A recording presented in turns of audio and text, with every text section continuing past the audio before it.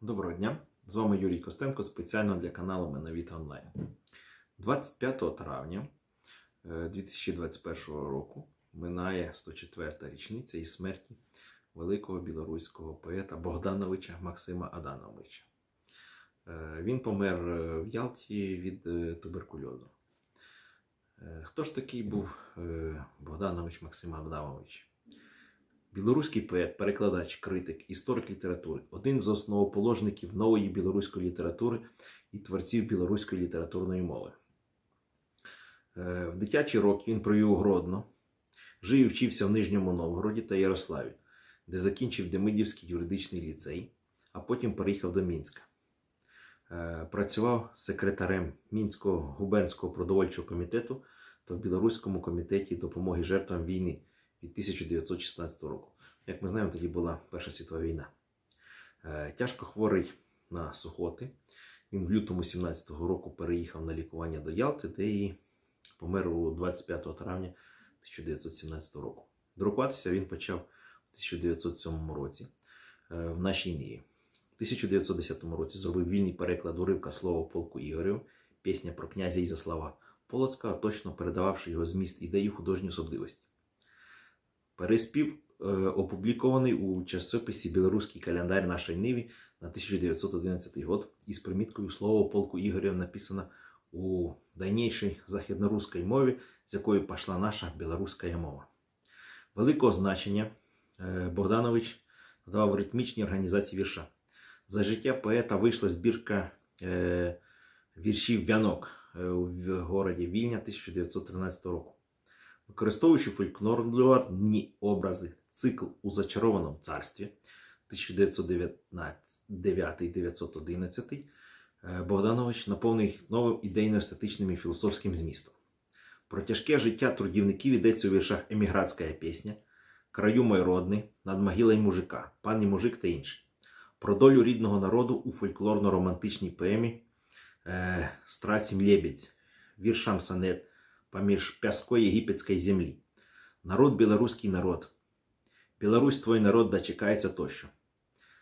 Започаткував у білоруській поезії тему міста, цикл «Міста» 1911-1912 років. Писав також твори для дітей. Під безпосереднім впливом шевченківської поезії Богданович почав розроблення віршів білоруського складу. «Бесєдная», «Лявоніха» та інше. Запровадив складні метричні форми віршування. Терцини, тріолет, сонет, октава, рондо, скерцо, пентометри, намагаючись показати великі образно-виражальні можливості рідною мовою, яку шовіністи або імперці вони вважали мужицькою, непридатною для художньої творчості. Провідними у творчості Богдановича є вічні життя і смерті, кохання і дружби, соціально-патріотична проблематика, утвердження ідей рівності, братерства, боротьба за гуманістичні ідеали, зображення життя людини у різних зв'язках із природою і суспільством, і становище рідного народу і краю під гнітом Російської імперії.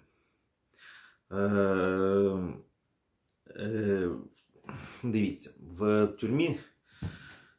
тюрмі народів це було досить таки, всі знають, що Російська імперія – це однозначно у нас була тюрма народів. І він один із тих, хто боровся із Російською імперією. Значить, його герої були особи героїчні, активні, здатні на подвиг і самопожертву в ім'я народних ідеалів. Твори Богдановича пройняті глибоким оптимізмом, вірою в свій народ і його майбутнє. Разом з Янкою Купалою він став засновником білоруського пейзажної та інтимної лірики. Багато віршів Богданович покладені на музики. Романс, Зорка Венера узошла над землею, Нікувайте шерая зізюля, Слуцькі ткачихи та інші. Йому належить переспів російською, українською, сербською, іспанською, скандинавською, перською, японських пісень. Перекладав Горація, Катула, Овідія, Шиллера, Гайне, Верліна, Верхарна, Пушкіна, Майкова, Лермонтова. Основоположник білоруської критики. Прозу, літературознавчі і публіцистичні статті частково писав російською та українськими мовами. один із дослідників і пропагандистів українського красного письменництва та його історії. Оглядова стаття «Образ Галіції в художественній літературі». Ну і саме з основних його здобутків те, що він є автором гімна Білорусі «Погоня», який був записаний в 1916 році.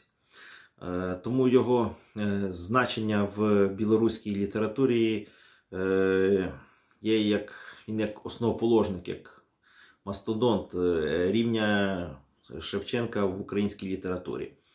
Тому слід не забувати і пам'ятати своїх героїв, і які, скажімо так, впроваджували білоруську мову, те, що її відрізняло від російської мови. Будь ласка, підписуйтеся, ставте коментарі, лайки. До нових зустрічей, нехай щастить!